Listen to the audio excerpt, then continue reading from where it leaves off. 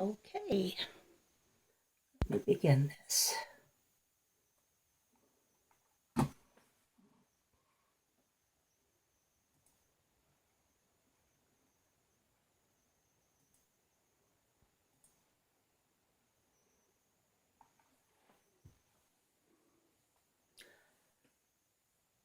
Now I'm in chapter 7 of the Universal One. During man's evolution in a universe of motion, the complexity of appearances have bewildered him from forming wrong concepts of reality and unreality. Man's life has been given so ardently to the observance of complex phenomena of appearances that appearances have become his facts, and the one reality has become mere conjecture. Man thinks of dependability in terms of solids, those apparent things which respond to his senses. His dependability reality is form in matter. Man thinks undependably in terms of things electric, those things which do not respond to his senses. His reality is spirit. Man must learn to alter his concept of the reality of solidity to the reality of mind as the source of the illusion of that solidity. He must learn that the one substance of mind is the only reality. He must learn to consider form as only an appearance of reality in a lower octave of the material substance of mind, over which he has control within the limitations of mind. He must learn to consider matter as the substance of mind and form in matter as but the registration of his thinking. He must learn that he is mind and that mind is omnipresent, omnipotent, and omnipotent.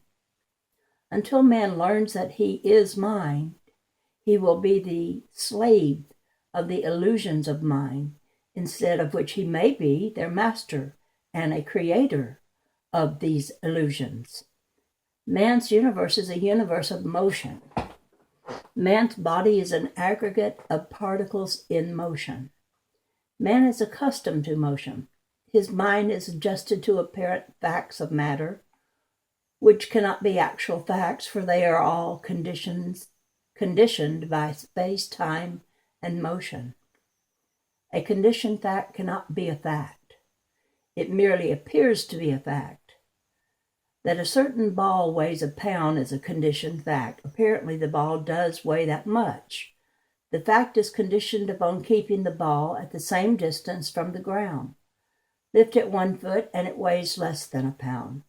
Keep it at the same height and still its weight varies with the movement of the stars in space.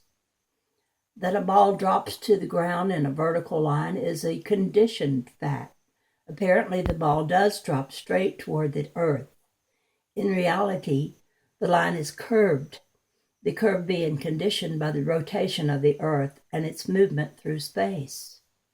This idea may be clarified by imagining a man suddenly created, full-grown, and highly educated. This man differs from other men in only one respect. He has not had a lifetime during which to adjust his mind to the relativity of things in his universe of motion, as others have had.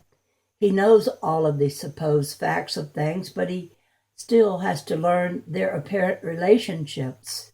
He has yet to find that things seem to be what he knows they are not. Such a man would find himself in a most bewildering world, a world of very complex effects of very simple causes. He knows that men are of about the same size, yet before him is a giant, a huge man among pygmies. The man 10 feet away must be a dwarf, and the group across the street mere toys.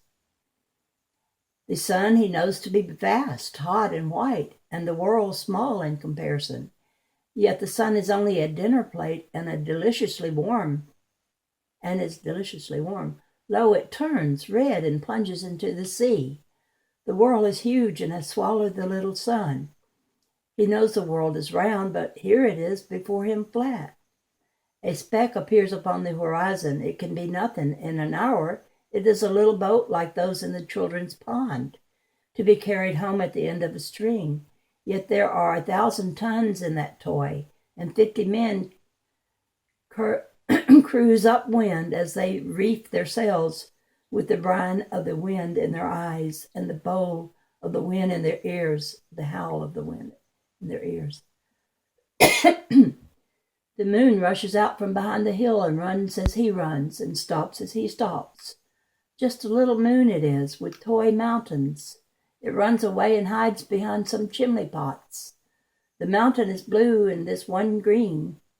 This one is blue and this one green. That one is flat like a stage drop scene. This one has fields that with gray stone walls and roads with many trees. This is a very little mountain, for lo, the ox on the ridge has blotted it out. It is gone. Ho, here it is back again, and the ox is gone. Where did the mountain go? How did it come back? Where has the ox gone? The road on the opposite hill stands on its end, but it lowers itself as he goes down the road on his hill. And the opposite hill itself flattens. It squats down toward the trees on his road, or do the trees rise up and grow gigantic as he moves? The iron rails spreading wide at his feet meet at a point out there. A railroad train grows from a speck to a match to a box and thunders past, a ponderous thing shaking the earth in its fearsome passing. What magician has wrought this miracle? The new-made man knows of the majesty of 10 billion suns which blaze in the firmament of night. Their hot fire pits swirl in 100,000-mile pools of swirling. Where is the glory of these fearsome orbs? Their ardent fires are twinkling candles, snuffed out by breathing of soft-blown winds. The Milky Way is but a mist blown across the darkness of night. For such a man only could adjust his mind to the relativity of appearances and the conditions of facts. Ah, Will, the universe of man is but a kaleidoscope, turning, ever turning, and complexing with its turning. Sir Oliver Lodge points out that man has long been familiar with force and motion, but that some third, intangible, undiscovered force is recognizedly necessary to complete a logical universe. Force and motion infer that the third undiscovered force is existent somewhere back of or with them. He also states that, when discovered, it may prove to be something with which man is already familiar. Sex is the great third principle. Sex is the controlling cause of both force and motion. Without it, neither could continue. To say that mind is the motive power back of force and motion is but stating a generality. But to state an attribute of mind by means of which force and motion are controlled is being specific. Sex is the motive power behind force and motion. Sex is the apparent division of the father-mother substance of mind into apparent opposites. This division is due to the opposite desires of electricity and magnetism, expressed in the action and reaction of the thinking process. Sex is the active desire of mind for division into opposites, and its reactive desire for unity. Sex is that motive force which demands separability into two and equally desires union of the apparent two into one. Mind, being one, cannot yield to the desire of mind for separation into two. Sex desire of mind for divisibility into two succeeds only in producing an appearance of divisibility into two. Likewise, sex desire of mind for unity into one succeeds only in reproducing an apparent composite of the two. Sex is of all things from the beginning. Sex begins when light begins. Sex is the desire for the appearance of being, which constitutes the appearance of existence. Nothing can be without the desire to be. All things are which desire to be. Desire dominates all thinking. Desire dominates all matter. All desire is sex desire. All desire is for the continuance of existence in the orderliness of existence.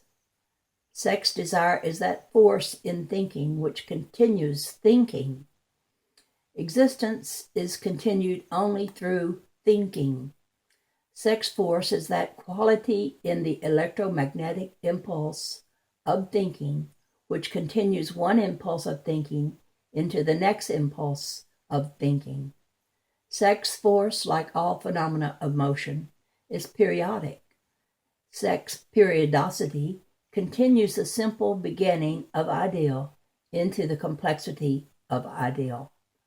Sex force is the builder of the apparently many things out of the reality of the one thing. Periodic variance of sex is the father of desire for the creation of the ideal of many things. Remove the image-making faculty of the father force of mind, and the production of ideal would discontinue. Variance of sex is the mother of desire for unity of sex. Remove the sex desire of mind for the unity of oneness of the mother force of mind, and reproduction of the ideal of mind would discontinue. Matter cannot continue in appearance of existence as form without the desire to continue such an appearance of existence. The material substance of mind cannot evade its materialization into the form desired by mind. This is an immutable law to which there can be no exception.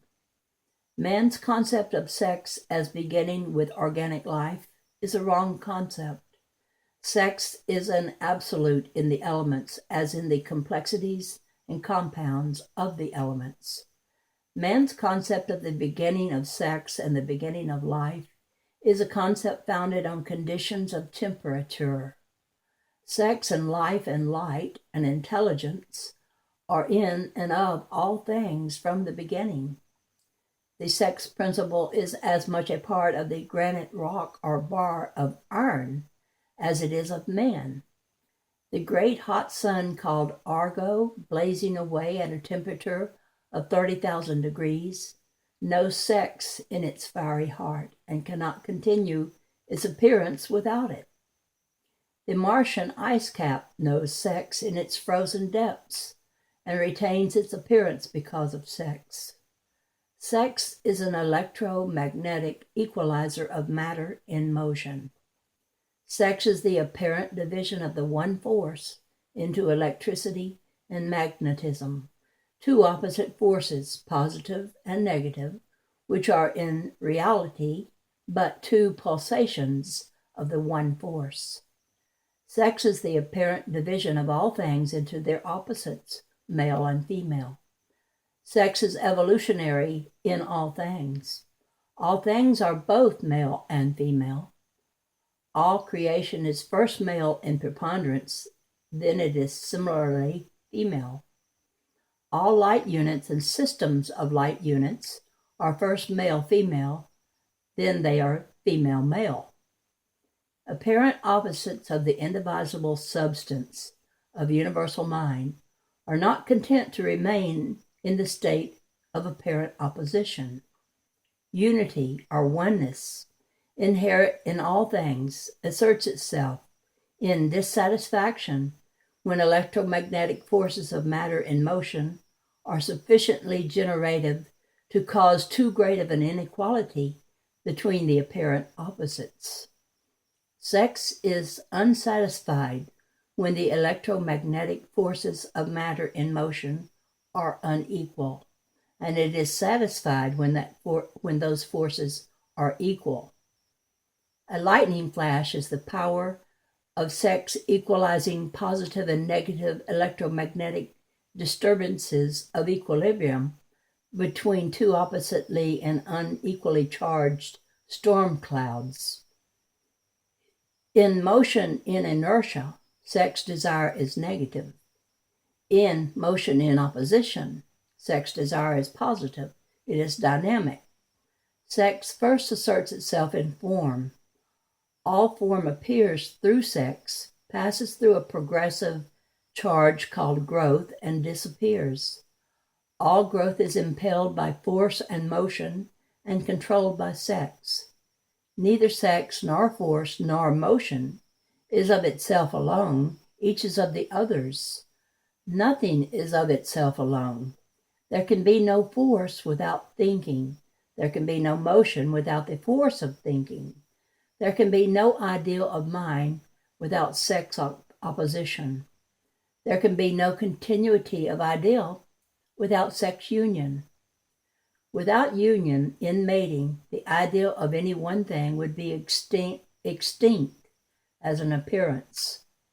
Thinking and working are the causes of those elements which man calls sex, force, and motion. Without all three of these, there could be no appearance of existence as man knows existence. Thinking and working continue the appearance of all ideal from the high to the low octaves of creation. All creating things are but the ideas of divine mind. The whole ideal of all things is in the seed of all things. The seed of ideal is the whole of ideal.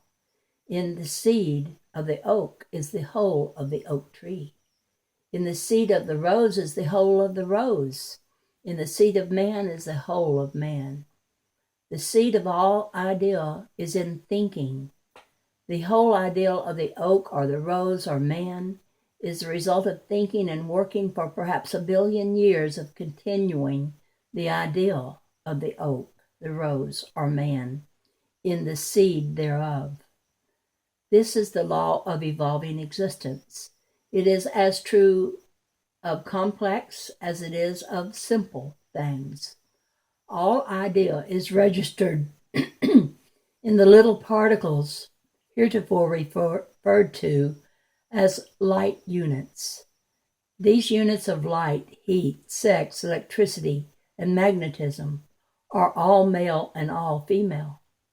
Every unit is either preponderantly male or preponderantly female. Just so is every unit either preponderantly electric or preponderantly magnetic. Just so is every unit either preponderantly negatively or preponderantly positively electromagnetic.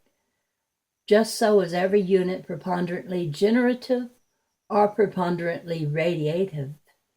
And each unit is all of these. And each unit is variable, becoming preponderantly one or another of these in its turn, from the beginning to the end of its being. And the variability is orderly and governed by measurable laws of periodicity, which are also the laws by which motion is governed. It must not be forgotten that all that man calls creation is the result of motion, which is due to the opposing impulses of thinking.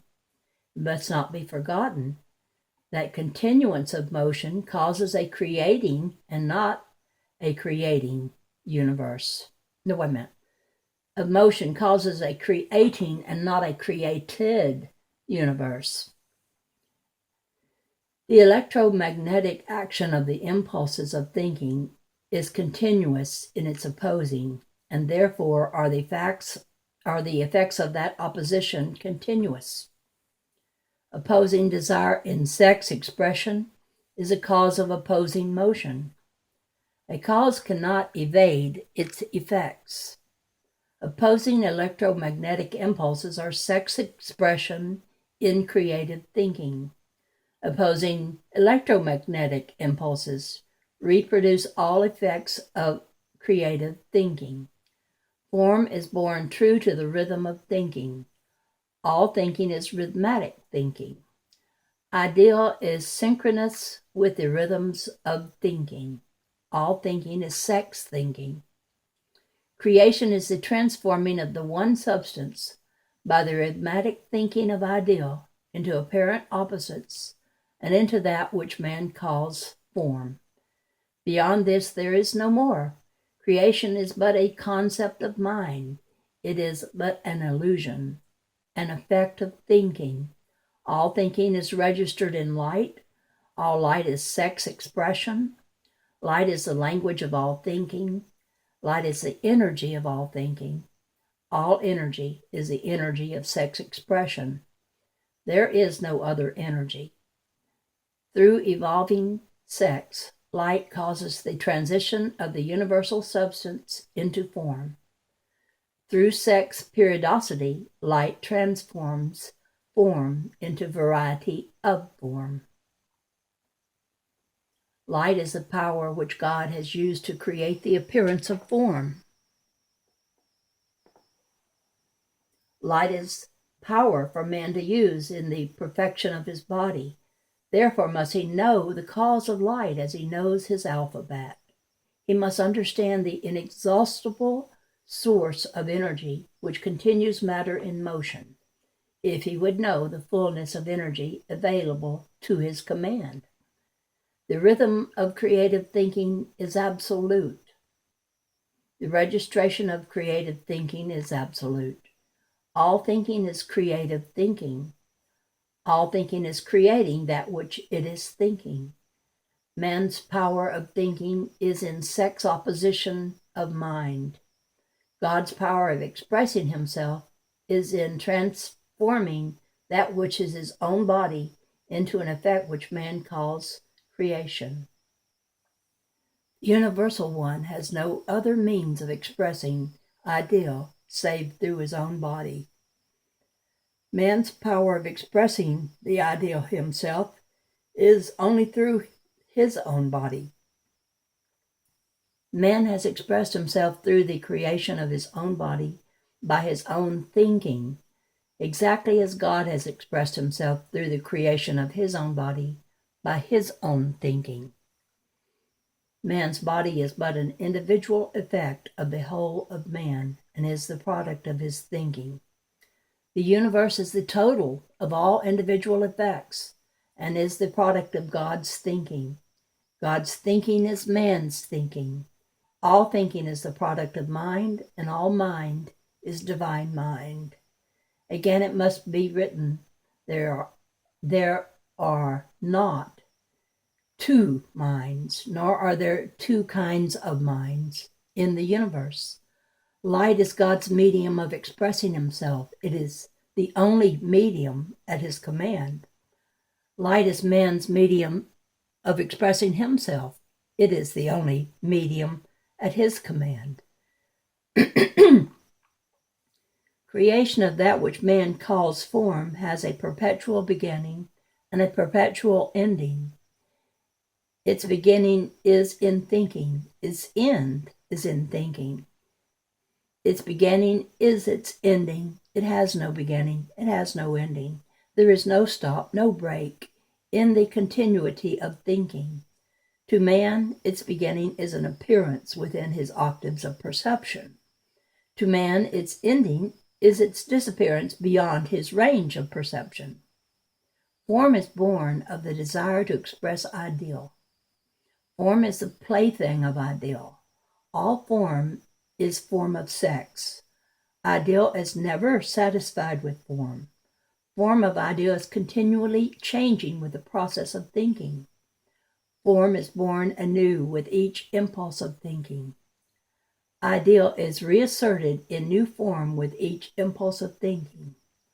All ideal of mind is integrated through generative or male sex thinking. All ideal of mind is disintegrated through radiative or female sex thinking. All ideal of mind is reproduced through the regenerative union of sex thinking, which is equilibrium of sex. Ideal of mind may mature or evolve only through sex union.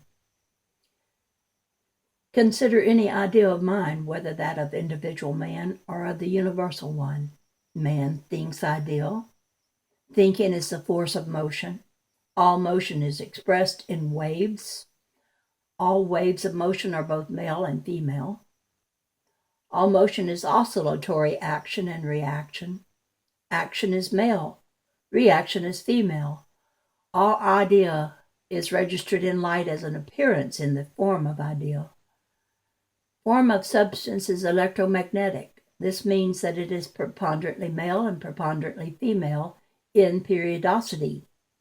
All ideal evolves from ideal into form of ideal, which in turn devolves back again into ideal. Evolution is growth. De-evolution is dissolution. Evolution is male. It is electrically preponderant. Devolution is female. It is magnetically dominant. Man can only mature ideal through the orderly periodicity of sex thinking. To evolve ideal, he must think in light. General active light is the creative force of sex thinking. Radioactive light is the decreative force of sex thinking. Union of these two opposites into the constant of one, which is in equilibrium and has impacted in inertia, is the reproductive force. Sex is a dimension of the illusion of form, and as such it will be further considered with other dimensions of illusion, which will be written down and charted. And that was a chapter on the sex ideal. The next chapter will be chapter 10, the reproductive principle. But I think I'm pretty far, 26. This is going to cut off any minute. I hope you're enjoying this and understanding some of it. And sometimes it just takes a lot of hearing it over and over to get the ideal of it. So I'm going to end this deliberately because it's going to cut off any minute anyway. Bye-bye for now from the Dove Lady.